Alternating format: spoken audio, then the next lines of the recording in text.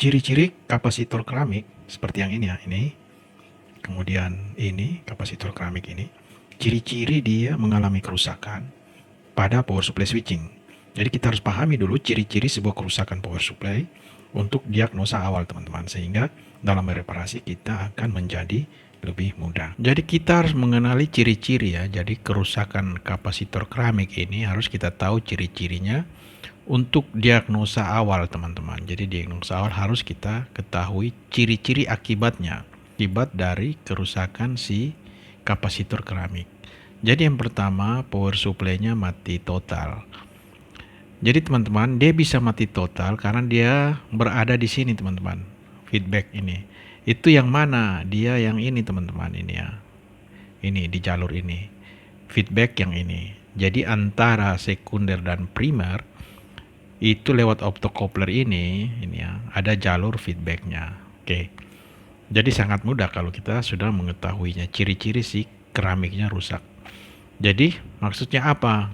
Jadi di sini tegangannya normal, di V-in-nya normal, tapi power supply-nya masih off.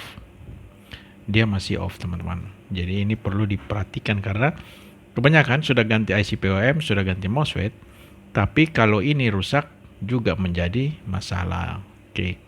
Kedua, tegangan output tidak stabil.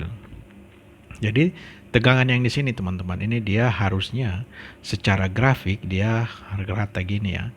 Cuma nanti dia agak berayun gini. Nah, ini kalau di osiloskop. Yang ketiga, ya, yang kedua dulu ya, ini ya. Nah, ini perlu perhatikan juga ya, ini ada keramik-keramik ini. Nah, itu pengaruh teman-teman dia. Oke. Yang ketiga, bunyi dengung. Ini biasa. Kebanyakan sudah memprediksi si trafonya ya, padahal ada salah satu keramiknya yang rusak.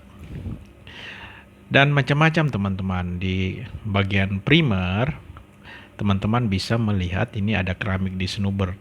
Itu harus diperhatikan ya. Jadi di snubber dan juga tadi di optocoupler. Itu keramiknya.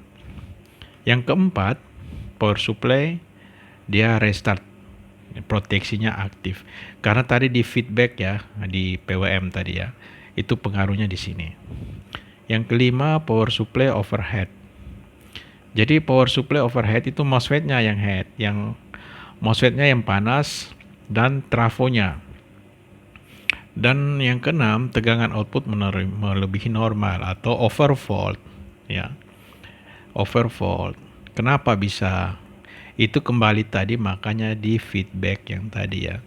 Jadi si IC PWM-nya membacanya tegangannya dia baca overvolt. Kita terukur overvolt, tapi di IC PWM-nya terbaca normal sehingga overvolt ini tidak bisa dideteksi sama si feedback ya, karena keramiknya rusak. Yang ketujuh, ini paling jelas kelihatan ya secara fisik, ini harus diganti. Oke teman-teman, selanjutnya harus ada ini ya, alat ini ya, LCR meter ini ya. Dan juga kita periksa kapasitas dan kondisi si kapasitor keramiknya.